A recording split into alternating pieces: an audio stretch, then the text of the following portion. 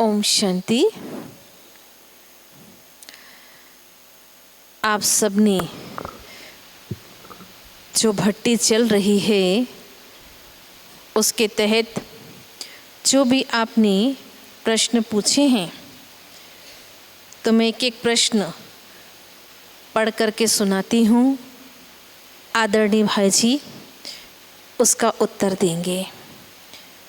पहला प्रश्न आया है कि भाई जी बाबा कहते हैं कि अंतिम और लास्ट पेपर है नष्टो मोहा स्मृति लब्धा, तो परिवार के बीच में रहते ये अवस्था कैसे बनाए?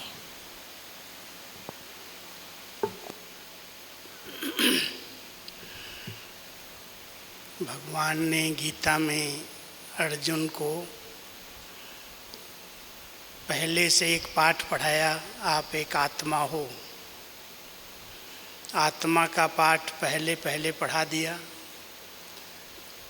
पूरी गीता सुनाने के बाद अर्जुन कहता है, प्रभु अब मैं नष्ट मोहा हो गया। तो हम सबको बाबा ने ये तो कहा नहीं कि घर बार छोड़ करके नष्ट मोहा बनना, प्रवृत्ति में रह करके ही बनना है। इसलिए जितना हो पहले देह से न्यारा बनाती है, नष्ट मोहा करती है, फिर संबंधों से करती है। तो ये अभ्यास करते करते सबके साथ रह करके भी ये सब पाठधारी हैं। थोड़े समय का पाठ बजाने के लिए बाबा ने खिलाड़ी दिए हैं, सेवा साथी दिए हैं। हम पाठ बजा रहे हैं, पाठ पूरा होगा, ये वस्त्र उतारेंगे। ये वस्त्र हैं, ये सब ने अपनी अपनी ड्रेस धारण की है और अपना पाठ बहुत अच्छी तरह से बजा रहे हैं। इसलिए जितना आत्माभिमानी स्थिति बनती जाएगी, पाठ पक्का हो जाएगा। पाठधारी की तरह पाठ बजाएंगे, पाठ देखेंगे, साक्षी दृष्टा होकर रहेंगे, उतना सहज नष्टो मोहा बन जाएंगे। पहले से तैयार करो कि मान लो आज कुछ अचानक होता है, हो रहा है, किसी का भी देख करके भी अपने से सोच सकते हो। कितने बच्चे छोटे छोटे अचानक इकलौते बेटे, अभी थोड़े दिन की बात है, एक बेटा था, एक परिवार ज्ञान में आया, 3 जने थे। 17 साल का बेटा मधुबन में भी सेवा करने आता था, बहुत बड़ी अनन्य परिवार बाबा का। उस बेटे की एक जिद, मम्मी पापा को बोलता है मुझे मोटरसाइकिल चाहिए। पैसे वाले थे, उन्होंने कहा तुम मोटरसाइकिल की बजाय कार ले ले, अभी 17 साल का हो गया, लाइसेंस मिल जाएगा। नहीं मुझे कार नहीं चाहिए, मुझे मोटरसाइकिल चाहिए, बाइक चाहिए बड़ी वाली। बाइक लेके दिया, माँ बाप ने उसको खुश किया। अब बच्चे कैसे चलाते हैं, क्या उनको नशा होता है। एक दिन लेके गया, चलाते चलाते डिवाइडर पर चढ़ गया और गिरा और वहीं पर सड़े छोड़ दिया। अब माँ बाप को इतना शौक आया, इतना अंदर से आया कि हमने क्या कर लिया, इसको बाइक दे करके। अब जिद के आगे ठहरना भी देना ही पड़ा। लेकिन वो उसका क्या पार्ट था, यही उसके साथ नूधा हुआ था। उसी समय उस समय दादी थी, गुलजार दादी, उसका फ़ोन आया, क्यों पक्के बाबा के बच्चे थे, मधुबन से जुड़े हुए थे।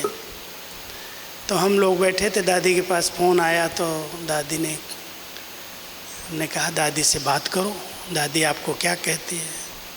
दादी ने उसको बड़ी सांत्वना दी, बहुत प्यार दिया।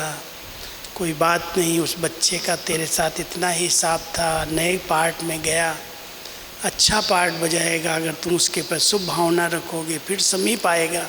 जैसे ज्ञान देते ऐसे दिया, समझाया।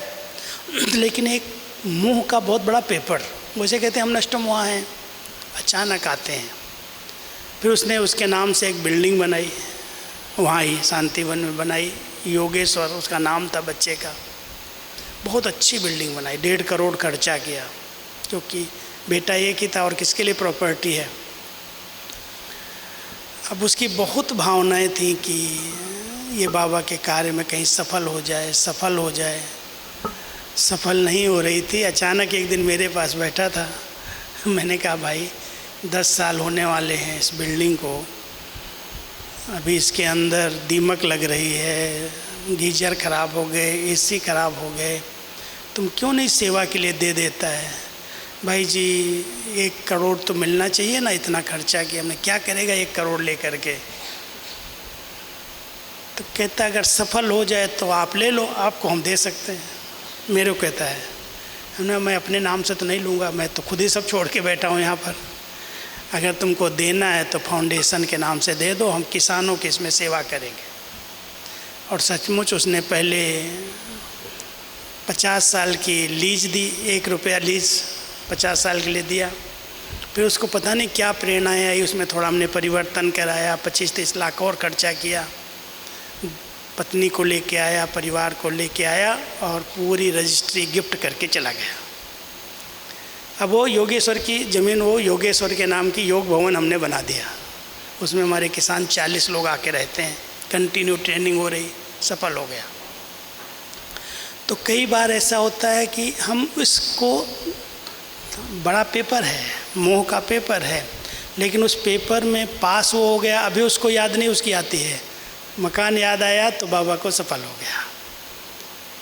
इसलिए ध्यान देना कि कोई भी सूक्ष्म रगें हैं, जहाँ भी संबंधों में, साधनों में, संपत्ति में, हमें सफल करने का लक्ष्य रखना है। सफल हो, बाबा के काम में लगे, फिर उसमें मोह नहीं रहेगा, डिटैच हो जाओगे।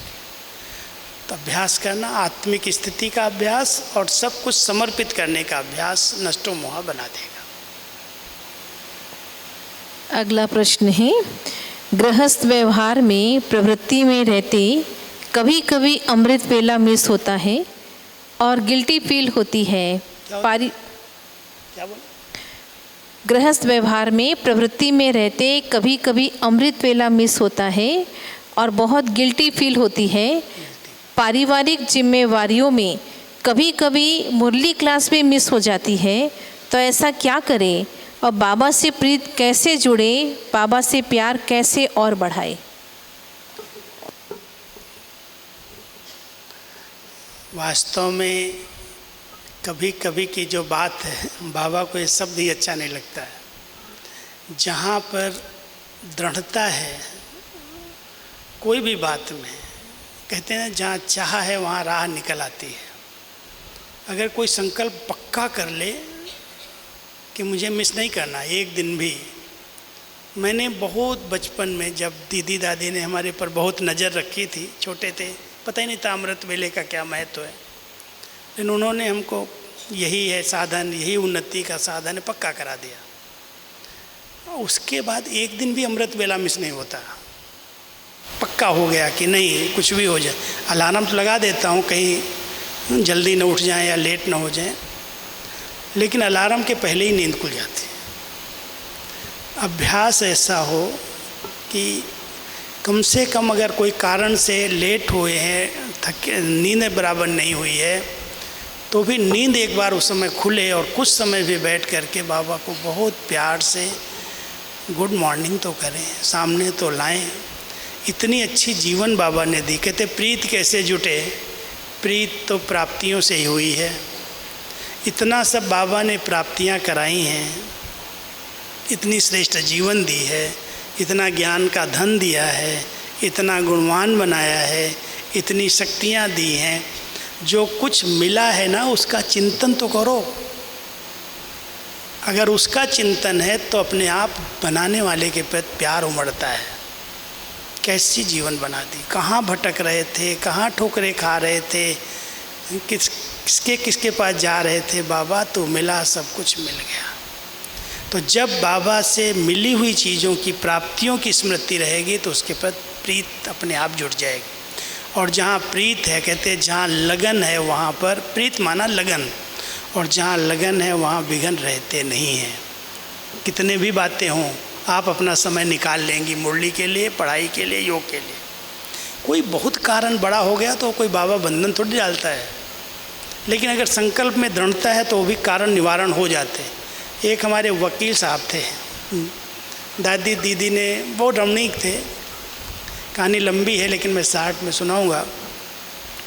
वो एक जज साहब के साथ मधुबन में आ गए, घूमने के हिसाब से आए थे, 5 दिन रहे। वो सुप्रीम कोर्ट के वकील थे, बड़े रमणीक भी थे और बहुत बुद्धिमान थे।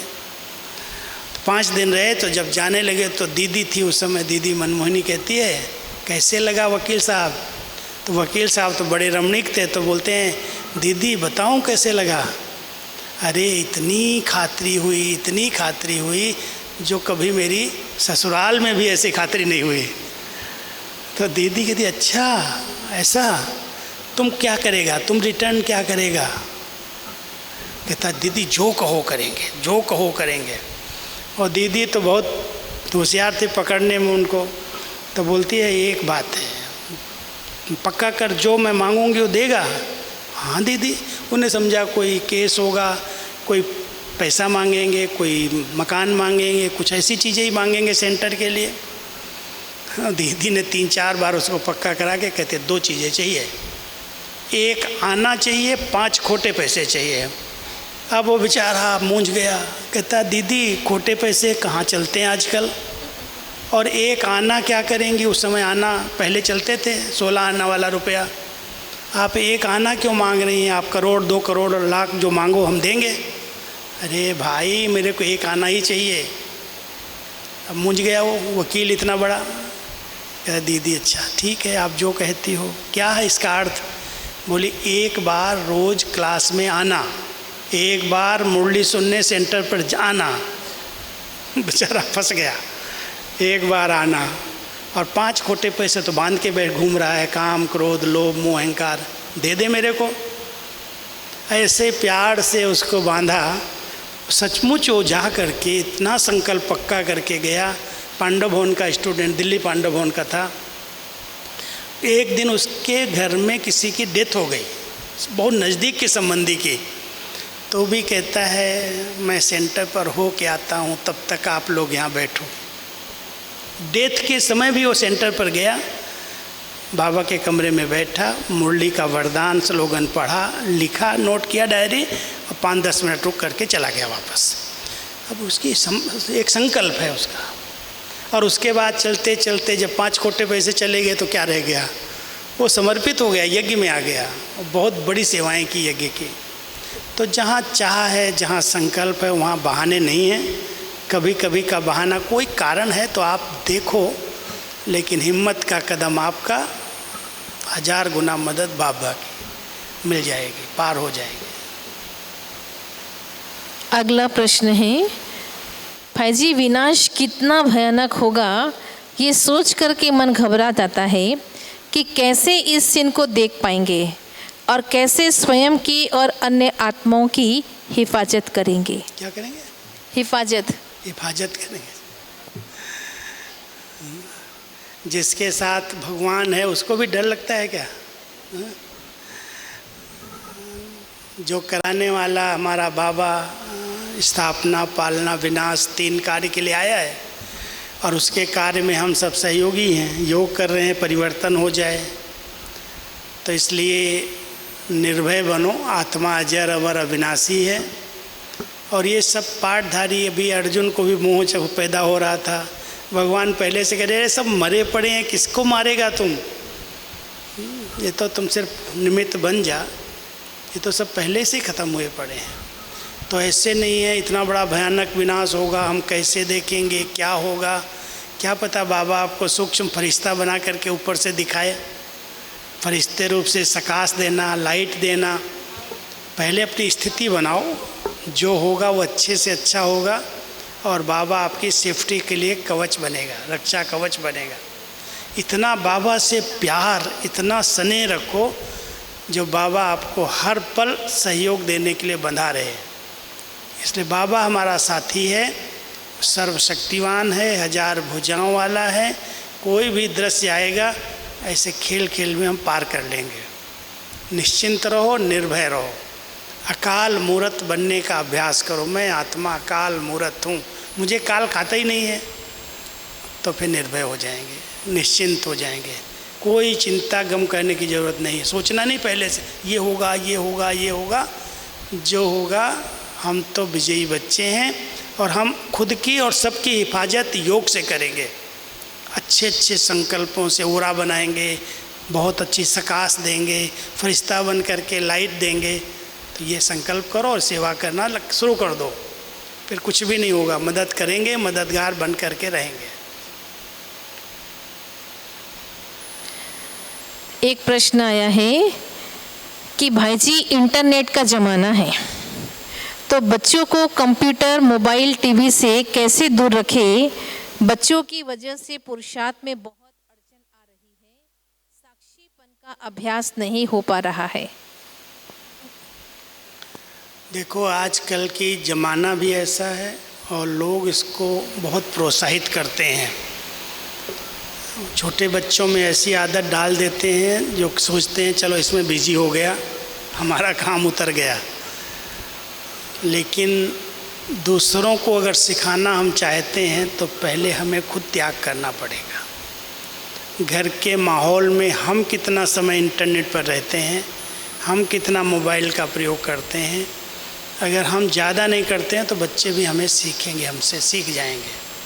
हम ही सारा दिन लगे हुए हैं, बच्चों को क्या कहेंगे?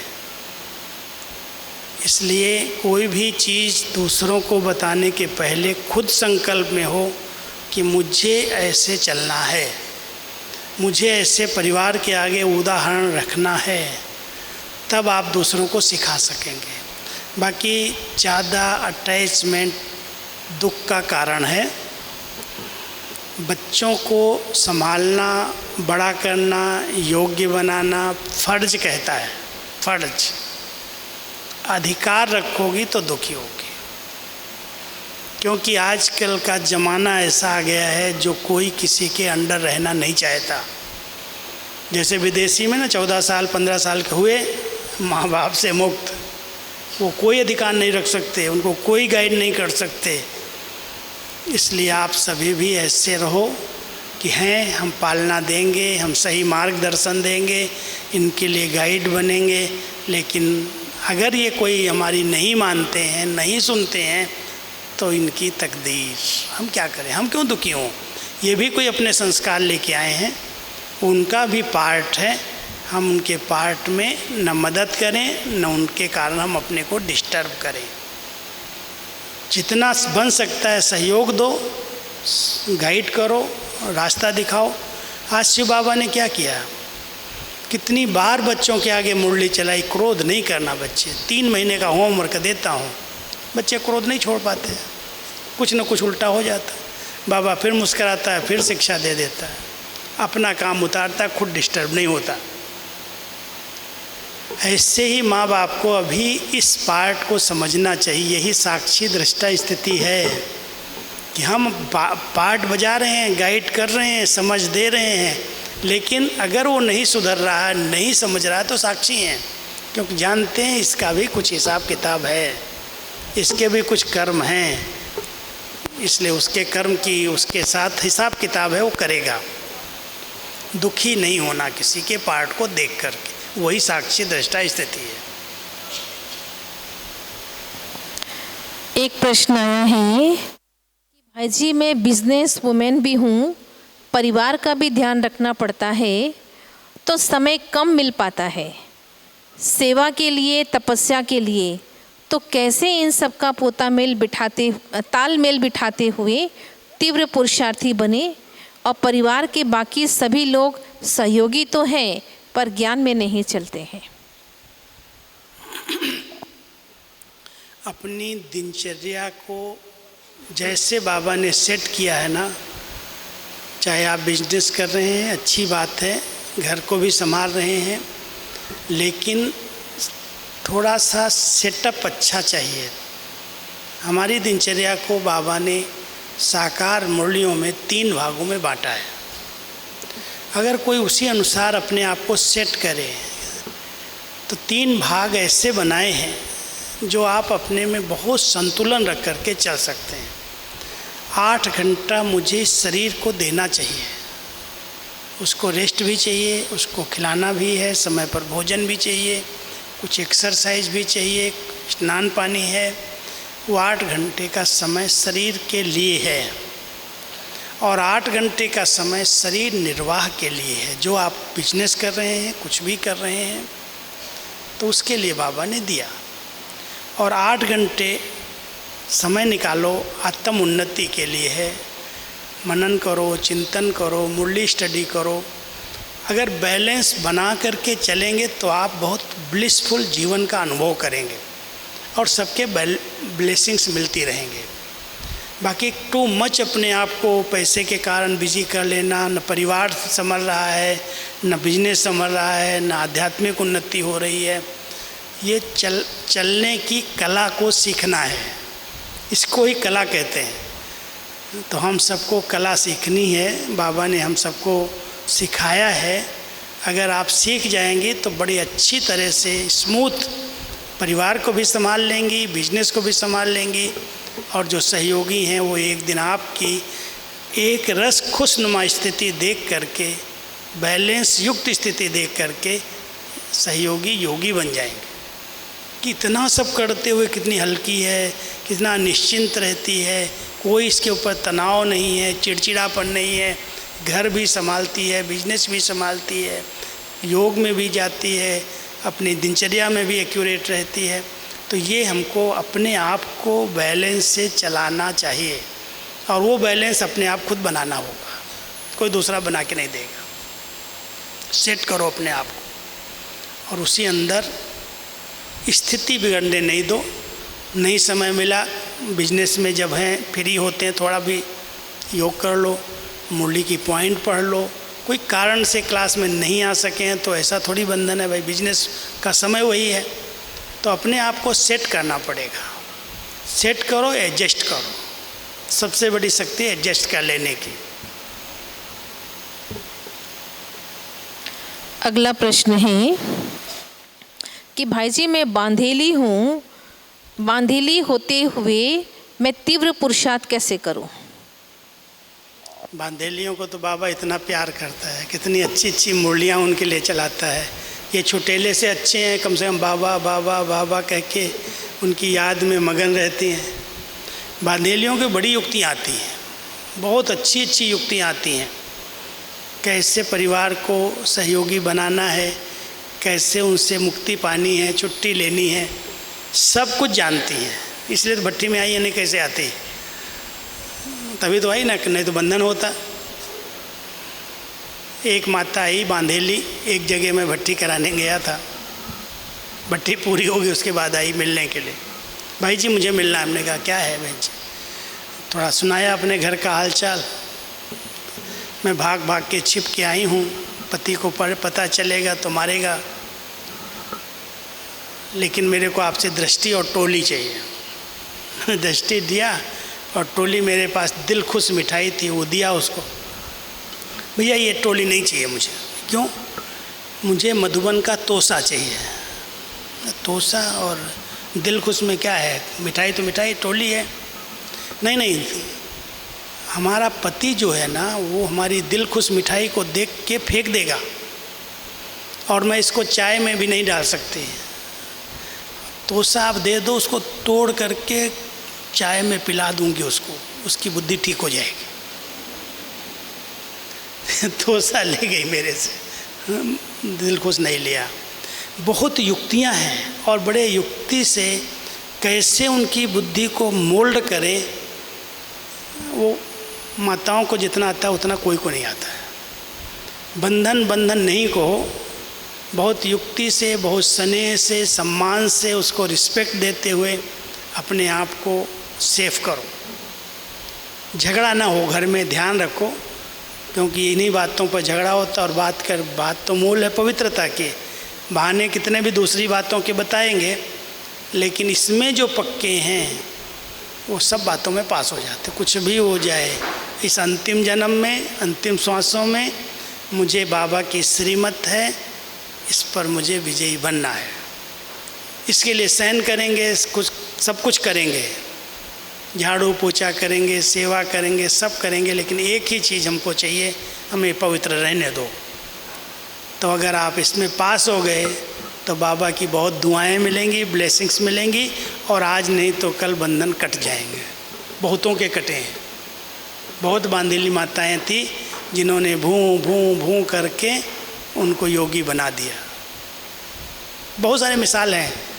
एक बल्लभ माता थी जोधपुर में, उनके पति वकील, और खुद माता की इतनी बाबा से प्यार, इतनी भावनाएं, छिप छिप करके मधुबन आ जाए, छिप छिप करके यज्ञ में सब कुछ भेजे। और एक बार हमारा जोधपुर जाना हुआ तो पता चल गया मधुबन के भाई आए हैं, 4-5 थे हम, तो फ़ोन कर दिया, भाई जी हमारे से मिल के जाओ प्लीज़ प्लीज़। हमने कहा तुम्हारे घर में कैसे आऊँ, तेरे पति होंगे?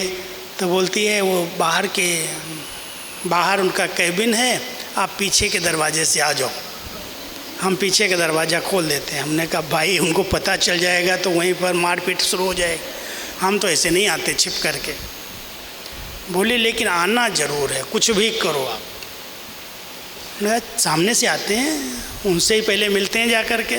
नहीं नहीं वो विरोध करें, हमने कुछ भी करें, गाली हमको भी देंगे तुम्हारे साथ, उसमें क्या है। तो हम गए, 3-4 भाई गए, बैठे थे वकील साहब अपने कैबिन में, नमस्कार किया, ओम शांति किया। अच्छा तुम बल्लभ से मिलने आए होंगे ना पहले से? हमने कहा नहीं आपसे मिलने आए हैं। बोलो क्या कहना है। हमने कहा बल्लभ बहन तो बीच बीच में माउंट आबू में आप भेजते हो, आती है, आप क्यों नहीं आते हो? आप एक बार तो आओ। अरे हम सब जानते हैं तुम लोगों को, उसी को जाने दो बस, वही जाती है, हमारा कल्याण हो जाएगा, है ना। थोड़ा पॉजिटिव ऐसे बोले। फिर भी मैंने प्रसाद दिया, ये दिया, फिर खुद ही उठे, चलो मैं बल्लभ बहन से मिला देता हूँ। चल के उसे ले गए, उसके पास मिले, वो भी बड़ी खुश हो गई, अंदर आए। लेकिन उनको जो बहुत प्यार से मधुबन का निमंत्रण दिया, वो मधुबन आए। और मधुबन आकर के उनको थोड़ी हार्ट की तकलीफ़ थी तो कैड प्रोग्राम ऐड किया, कैड प्रोग्राम में आए एक तो। और इतने पक्के बाबा के बच्चे बने, जो वल्लभ बहन पीछे रह गई वो आगे चले गए। वो हमारे विंग के, जूरिस्ट विंग के प्रेसिडेंट बन गए, अध्यक्ष बन गए। और बहुत सारे केस, जितनी बातें यज्ञ की आती थी उनका सब का वही वकालत करता। तो बाबा के बच्चों का समय आता है, पहले विरोधी होते हैं फिर योगी बन जाते हैं। तो धीरे धीरे अपनी हिम्मत को छोड़ना नहीं, अपने अच्छे भावनाओं को छोड़ना नहीं, अपने आप सुधर जाएंगे, आएंगे। ठीक है।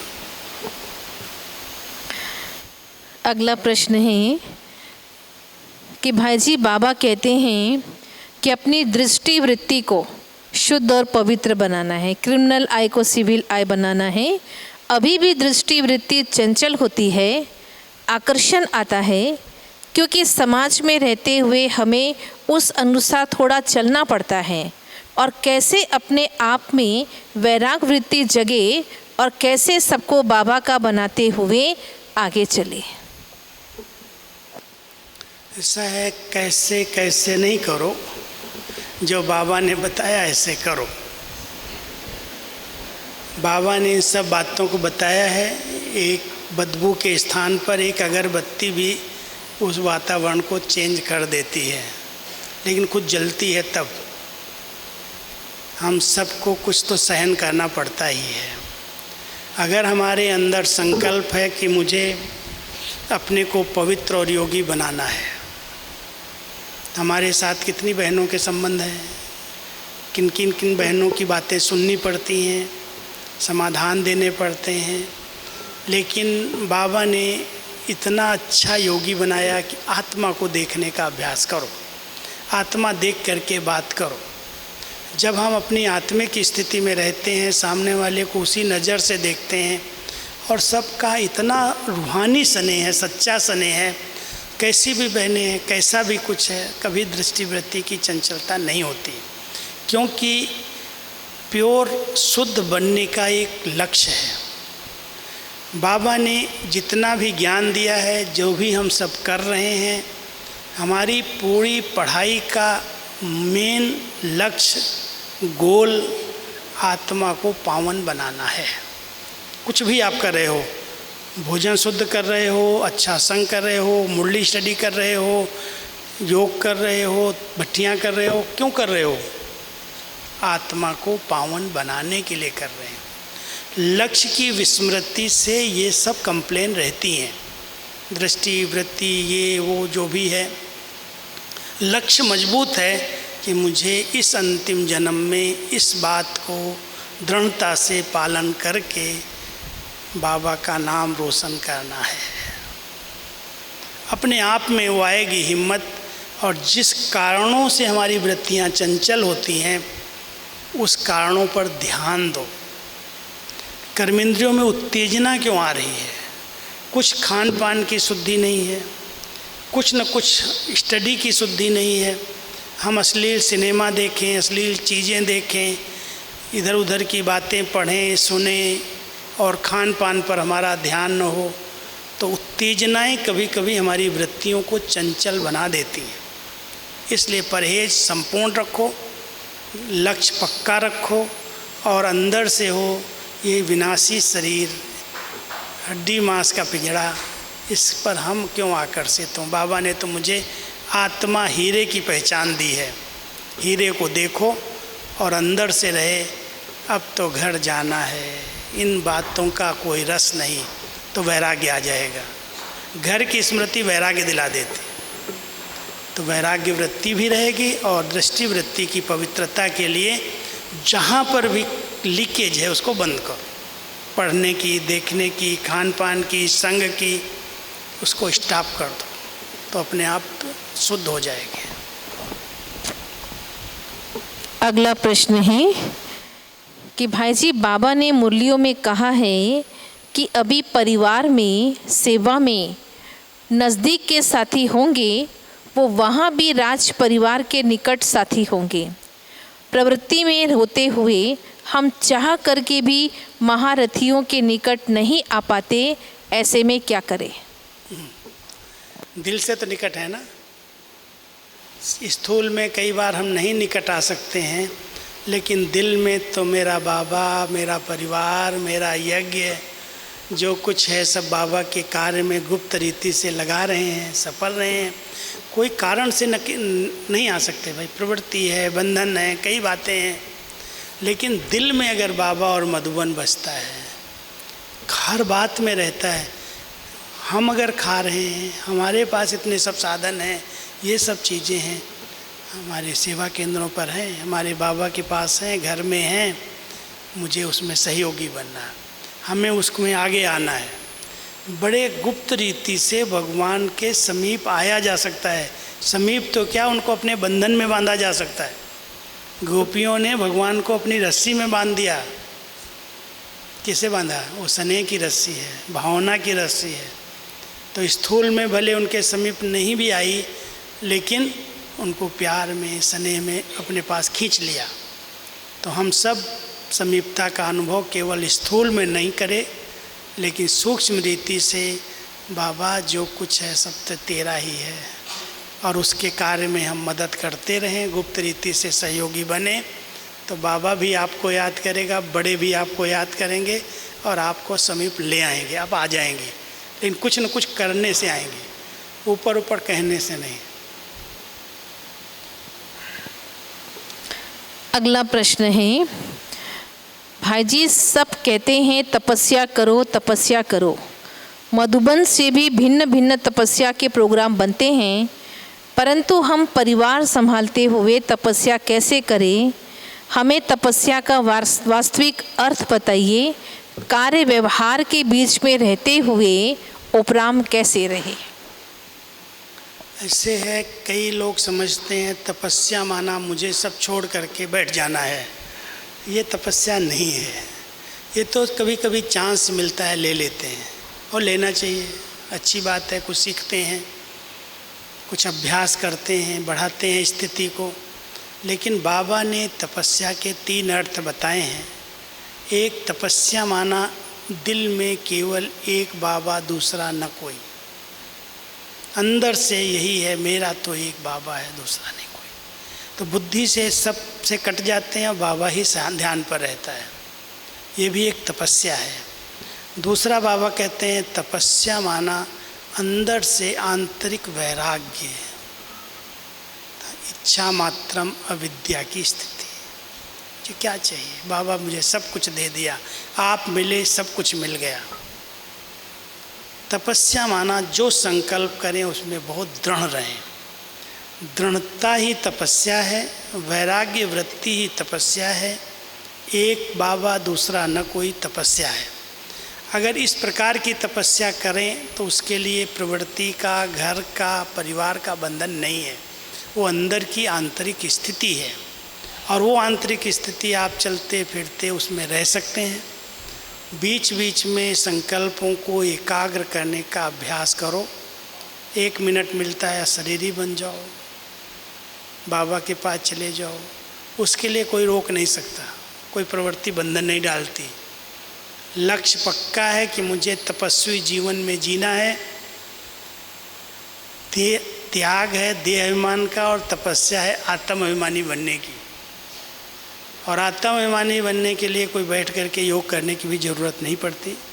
अभ्यास के लिए समय निकालते हैं हम, लेकिन चलते फिरते मैं आत्मा हूँ, ये आत्मा है, मैं आत्मा इन कर्मेंद्रियों से कर्म करा रही हूँ, मैं अलग हूँ, ये अभ्यास करो, यही तपस्या है। एक प्रश्न आया है, बाबा कहते हैं संपूर्ण और संपन्न बनो, बाप समान बनो, पर मायावी आकर्षण बीच बीच में सुस्त कर देता है, अलबेला बना देता है, तो क्या करे? लक्ष्य पक्का है तो अलबेलापन कहाँ से आएगा? लेकिन लक्ष्य में कमजोरी है। हम सुन लेते हैं हमें बाप समान बनना है, लेकिन ब्रह्मा बाबा ने क्या क्या किया। बाबा की जीवनी पढ़ो, बाबा के चरित्र सुनो। अव्यक्त मुरलियों में बाबा ने ब्रह्मा बाबा के पुरुषार्थ के बारे में कितना सुनाया है। शिव बाबा के समान तो निराकारी हैं ही और बनेंगे ही, लेकिन ब्रह्मा बाबा साकार में रहते, व्यक्त में रहते, अव्यक्त बने। उनके बातों को देखो, उनकी सेवाओं को देखो, उनकी जवाबदारियों को देखो। इतने बच्चे, इतना बड़ा परिवार, कोई मदद करने वाला नहीं, और बाबा बेफिक्र बादशाह, सब में बाबा बाबा, शिव बाबा ही मेरा सब कुछ। वही खिलाने वाला, वही संभालने वाला, मैं क्यों चिंता करूं? तो ब्रह्मा बाबा ने हर कदम में शिव बाबा को सामने रखा, और शिव बाबा का साथ लेकर के खुद सब बातों से न्यारे प्यारे करते हुए भी अकड़ता होकर के रहे। तो जैसे ब्रह्मा बाबा ने अपनी संपन्नता को, संपूर्णता को प्राप्त किया, हम सभी भी बाबा जितनी प्रवृत्ति हमारे पास नहीं है। ब्रह्मा बाबा के पास इतनी जवाबदारियां थीं यज्ञ की, जो सबके बीच में रहते हुए बाबा इतना उपराम, न्यारा प्यारा बना और संपन्न बन गया। दादियाँ भी ऐसे बनी।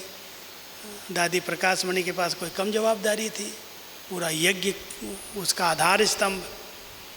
लेकिन जब धुन लगा दी, मुझे कर्मातीत बनना है, न्यारी हो गई, प्यारी हो गई, सब कुछ कराया किया, लेकिन बहुत अच्छे, बहुत अच्छे, आप बहुत अच्छे हैं, आप बहुत अच्छे, करा लिया सबसे। तो धुन अगर लग जाए, संपन्न बनना है, संपूर्ण बनना है, तो कोई बड़ी बात नहीं है, कोई बहाना नहीं है। बाकी अगर लक्ष्य पक्का नहीं है तो अनेक बहाने हैं, अनेक बातें हैं।